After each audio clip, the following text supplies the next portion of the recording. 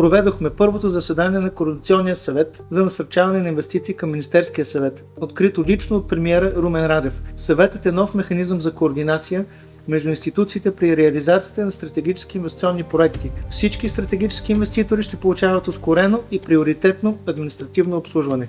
Предприехме категорични мерки за защита на националния интерес и българските потребители във връзка с пазара на горивата.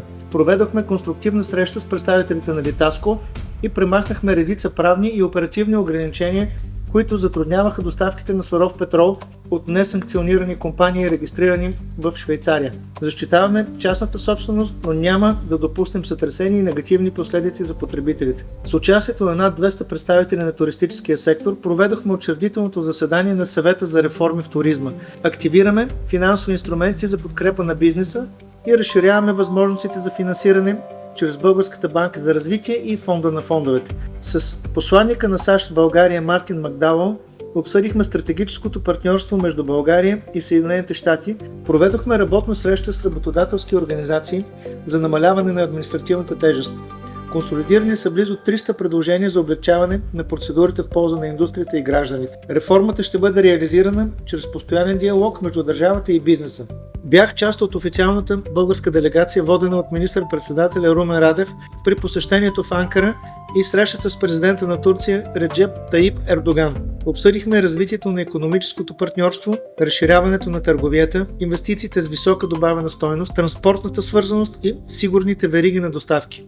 Пред народните представители от Икономическа комисия представих основните приоритети на Министерството: заздравяване на индустрията, изграждане на модерна рамка за публично-частни партньорства, развитие на международното икономическо сътрудничество и ускоряване на подписването на международни споразумения. Потвърдихме ангажимента си към германските инвеститори на среща с главния изпълнителен директор на Bosch. Компанията запазва дългосрочния си ангажимент към България и ще развива ключови дейности у нас. Ще разчитаме на експертизата на водещи компании като Bosch за ускоряване на дигитализацията на администрацията.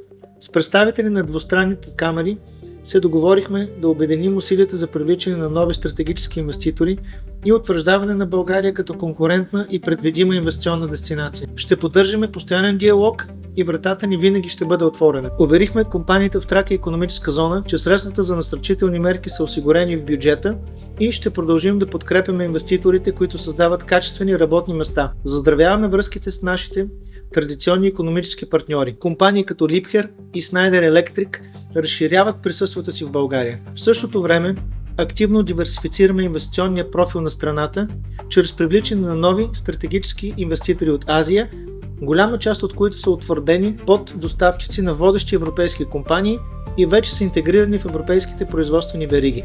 С посланника на Япония в България, негово превъзходителство Суми, обсъдихме развитието на икономическото сътрудничество и възможностите за нови японски инвестиции. България цени високо отношенията си с Япония и ще надграждаме стратегическото партньорство, основано на доверие и приятелство. Поставихме основите на активен диалог с бизнеса, инвеститорите и международните партньори. Целта ни е ясна: по-конкурентна икономика, повече инвестиции и устойчиво развитие за България.